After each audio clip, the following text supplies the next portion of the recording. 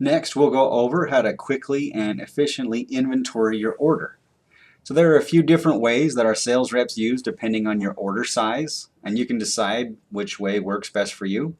So first, you'll notice how the inventory sheet looks.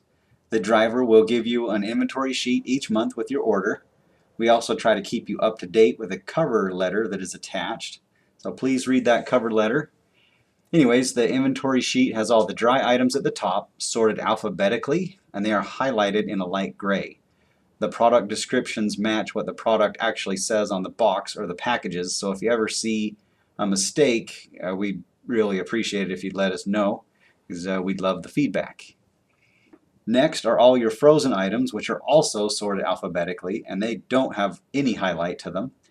And last are the cool items, and they are highlighted in a dark gray, and you guessed it, they are sorted alphabetically. You can use this sheet to inventory your order to make sure everything is there, and we recommend inventorying your order as you put it away.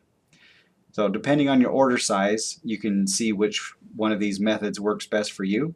So some of our reps with larger orders, like around 3, 4, 5,000 plus, they like to combine things that are alike. So they'll have a separate freezer for all of the chicken products, one for beef and one for pork and one for breads and miscellaneous. And then some reps will actually sort the orders by customer and put them away. But if you do it this way, it can take up a lot of room if you don't cut the boxes down to fit.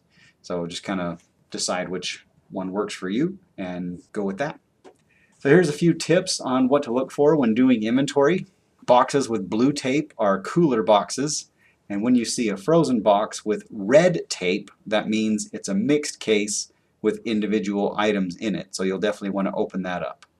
When opening boxes with a knife, please only cut the sides and about 1 inch into the top, and please do not run your blade all the way across the top of a box. If you do, that will usually cut the product underneath. And I can't tell you how many times I've seen that happen over the years with employees. So please try and make sure you don't do that. It's a good practice to go through each box with your customer to ensure that they're getting the correct product. You can use their invoice to verify everything with them. If you have a problem when inventorying your order, please follow these guidelines. Double check that you have not accidentally put a dry box in your freezer. That happens all the time, especially if you have people helping you. And please double check that you have opened all your boxes. Sometimes when you've ordered more than something, they won't be together in the same box.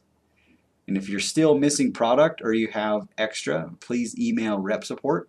Then call or email or text the 2 reps before and after you. Our drivers are pretty awesome, but they have been known to make a mistake over the years. So that brings us to problems with delivery. I can't stand delivery problems, but since we're all human, they will invariably happen. So here's what we're going to do about it. So as noted earlier, first thing to do is email rep support. And we prefer email because it has a paper trail. But if you're not able to email, calling or texting is just fine. If you do have an extra item, we'd appreciate it if you'd hold on to it until we can figure out where it came from.